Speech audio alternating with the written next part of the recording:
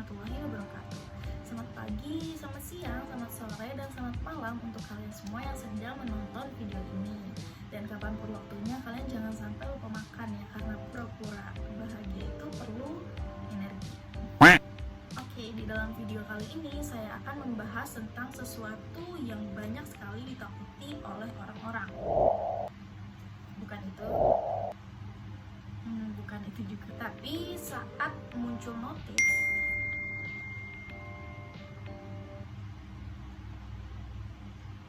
pasti kalian langsung overthinking. Apa yang mau diceritain? Aduh, takut juga nanti, atau orang tuh bakal tertarik gak ya sama cerita yang akan kita sampaikan. Takut garing, takut belibet ngomongnya, atau cara ceritainnya itu gimana sih yang bagus. Nah, tapi tenang guys, kalian jangan panik dulu. Di sini saya sudah merangkum beberapa video yang sudah saya tonton dan beberapa buku yang sudah baca mengenai tips public speaking yang baik dan benar itu bagaimana. Yang pertama, ada pembuka yang menarik. Di 3-5 menit awal itu adalah hal yang penting untuk dilakukan di public speaking, karena di sini dapat menciptakan kesan yang baik bagi audiens. Hal ini juga yang dapat menentukan nih audiens ini ingin terus mendengarkan kita atau tidak. Terus gimana sih cara membuat opener atau pembuka acara yang baik? Nah, yang pertama kalian bisa kenali dulu audiensnya. Halo, boleh kenalan nggak? Kamu anak mana? Bukan gitu, tapi kamu cari informasinya dulu. Misalnya kamu dijadikan seorang pembicara di sebuah talk show atau apapun itu acara, kamu bisa menanyakan dulu ke si penyelenggara acara. Di acara tersebut akan ada siapa aja nih, apakah audiensnya itu anak SD, anak SMA, anak SMP, atau mahasiswa, atau bahkan dosen atau orang penting-penting lainnya. Karena tentunya untuk kita berbicara di pembuka itu akan berbeda tergantung audiens yang menonton. Dan tentu saja kalau audiensnya ini dosen dan kita malah, halo Bapak Ibu semuanya, udah pada sarapan belum? Siapa yang sarapannya makan kepiting rica-rica?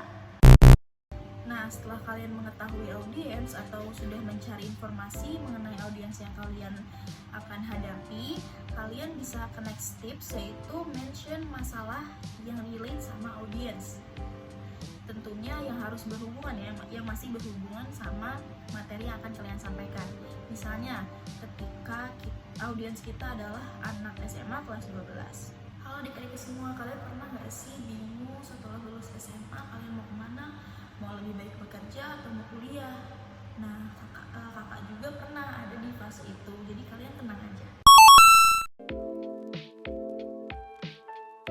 Yang kedua, ada bahasa tubuh.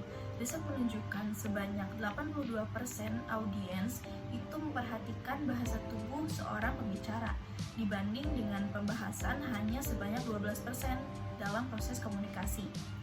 Jadi bahasa tubuh di sini ini ada kontak mata, anggukan, gerakan tangan, dan juga senyuman. Semua bahasa tubuh itu dapat menunjukkan keantusiasan kita dalam berbicara. Coba kalian bayangin kalau pembicaranya kayak gini. Oke, halo semuanya, saat ini saya akan mempresentasikan bagaimana presentasi yang baik. Lalu bandingkan dengan ini. Halo semua, saat ini saya akan mempresentasikan tentang bagaimana melakukan presentasi yang baik. Yang ketiga, menggunakan interval dan intonasi. Menggunakan interval dan intonasi maksudnya memberi jeda dalam berbicara.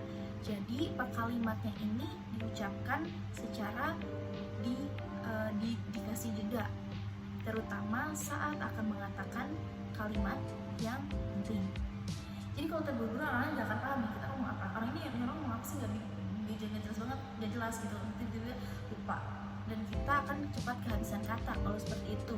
Jadi sesekali beri jeda, tapi jangan terlalu lambat juga, nanti audiens akan mengantuk dan bosan. Yang keempat yaitu menguasai materi dan terus berlatih.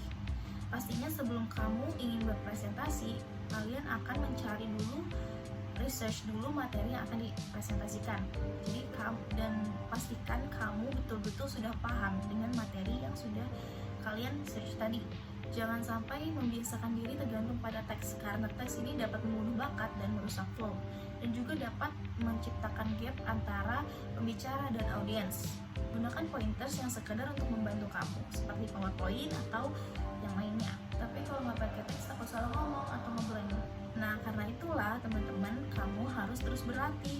Kalau perlu, kalian rekam, putar kembali, dan tanyakan pendapat teman kamu. Dan salah itu wajar ya teman-teman, karena kesempurnaan hanya milik Tuhan. Kalaupun kalian salah, kalian bisa meminta maaf kepada audiens, dan audiens juga pasti akan memahami. Atau kalian bisa improve seakan tidak ada terjadi kesalahan. Contohnya, oke teman-teman, jadi tips public speaking yang pertama ada membuka yang menarik. Yang kedua ada interval dan intonasi. Sebaiknya jangan intonasi dulu, mungkin bisa ke bahasa tubuh dulu sebelum ke intonasi atau interval. Tips yang terakhir, semangat dan percaya diri. Jika kamu sudah menguasai keempat hal tadi, kamu pede aja, ubah rasa gugup kamu menjadi bersemangat. Kamu terlampau bersemangat, bukan sedang grogi. Dalam sebuah liputan olimpiade, seorang reporter pernah bertanya kepada seorang atlet sebelum dan sesudah pertandingan, apakah Anda grogi? Dan para atlet menjawab, tidak, saya bersemangat. Padahal para reporter melihat bahwa tangan basah dan jantung berdebar adalah pertanda bahwa atlet sedang nervous. Namun para atlet justru menerjemahkan gejala tadi menjadi tanda semangat yang berlebih. Hal ini juga dapat kamu terapkan pada saat kamu merasa demam panggung. Katakan pada dirimu atau kepada penonton bahwa kamu ini sedang bersemangat. Seorang peneliti dari Harvard Business School pernah mengungkapkan bahwa mengatakan I'm excited jauh lebih berguna untuk meningkatkan performa ketimbang mengatakan keep calm and carry on. Oke, jadi itu adalah tips yang sudah saya rangkum terkait bagaimana cara public speaking yang baik dan benar. Semoga tips tadi dapat bermanfaat untuk kalian entah dalam perkuliahan, wawancara, pekerjaan. Sekian, saya Syarin Hussein. Terima kasih.